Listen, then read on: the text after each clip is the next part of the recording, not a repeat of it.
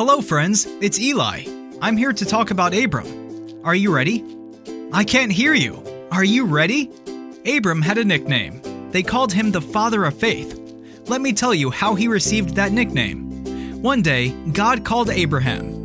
Abram, leave your country and your people. I want you to go to the country that I will show you. In that country, I will build a great nation from you. I will bless you and make your name famous. People all over the world will use your name to bless other people. I will bless those who bless you, and I will curse those who curse you. I will use you to bless all the people on earth. So Abram left the country just like God said, and his nephew Lot went with him. Abram was 75 years old when he left his country, Haran. He took everything he had with him to the land of the Canaan. Abram traveled as far to a town called Moreh. God appeared to him and said, Abram, I will give you this land to your descendants. Abram was so happy, he built an altar to honor the Lord who appeared to him there. Then he left that place and traveled to the mountains east of Bethel. He set up his tent there. Abram was so happy with God, he built another altar there to honor him, and he worshipped him there. He continues with his journey to a place called Negev. At that time, there was not enough food in the land, so Abram went down to Egypt to live. He also had his beautiful wife Sarai with him. His wife was so beautiful, so Abram was afraid that the people of Egypt would kill him for his wife. He told them that Sarai was his sister. The Egyptians saw how beautiful Sarai was. Even some of the Pharaoh's officials noticed her and told Pharaoh how beautiful she was. They took her to Pharaoh's house. Pharaoh was kind to Abram because of Sarai. He gave Abram sheep, cattle, donkeys, camels, and men and women servants. Pharaoh took Abram's wife because of her beauty, but God wasn't happy about it. Because of that, God caused Pharaoh and all the people in his house to have a very bad disease. Pharaoh called Abram and said to him, You have done a very bad thing to me. Why didn't you tell me that Sarai was your wife? You said, She is my sister. Why didn't you say that? I took her so that she could be my wife. But now I give your wife back to you. Take her and go. Abram traveled back through the Negev with his wife and everything he owned. His nephew Lot was with them. At this time, Abram was very rich. He had many animals and much silver and gold. Abram continued with his traveling. He left the Negev and back to Bethel. He went to the place between the city of Bethel and Ai, where he and his family had camped before. This is where Abram had built an altar earlier, so he worshipped God there. During that time, Abram was traveling with Lot. Lot had many animals and tents. Abram and Lot had so many animals that the land could not support both of them together. The Kenites and the Perizzites were also living in this land at the same time. Abram's and Lot's servants began to argue. Abram said to Lot, There should be no arguing between you and me and our people. We're all brothers. We should separate. You can choose any place you want.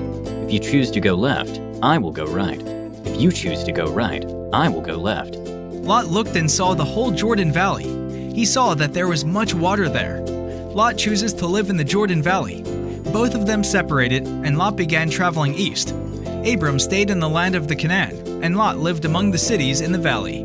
He moved as far as a city named Sodom and made his camp there. God knew the people there were very evil sinners. God said to Abram, Look around you. Look north, south, east, west. All the land that you see, I will give to you and your people who live after you. This will be your land forever. I will make your people so many that they will be like the dust of the earth. If people could count all the particles of dust on earth, they could count all your people. Go, walk through your land. I now give it to you. God did all that for Abram because he listened to everything God told him. One day, God came to Abram in a vision. Fear not, Abram. I'm your protector. Your reward shall be very great.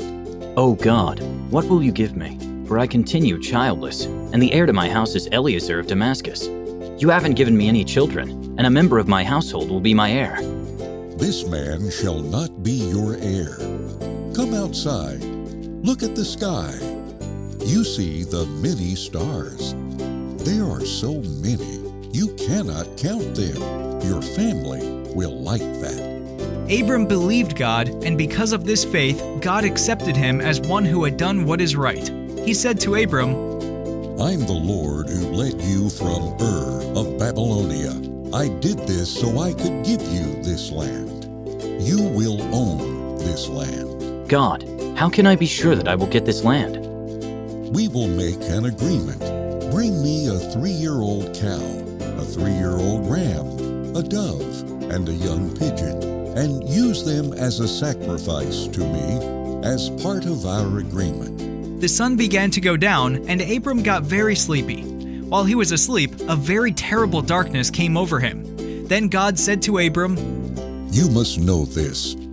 Your descendants will live in a country that is not their own. They will be strangers there.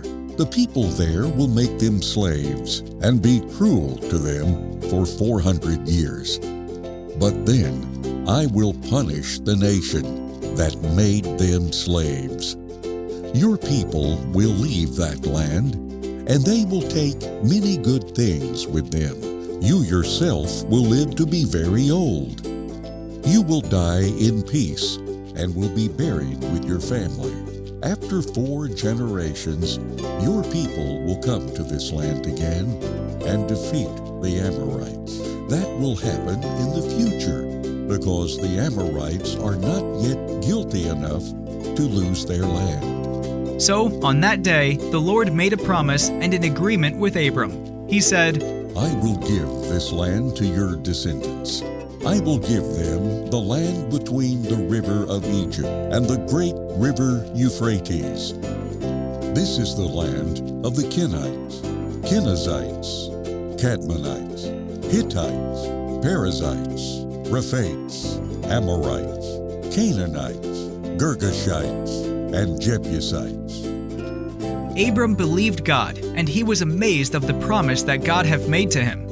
My friends, God did all this for Abram because he loved him. Abram trusted God with all his heart. In return, he received a great blessing from God.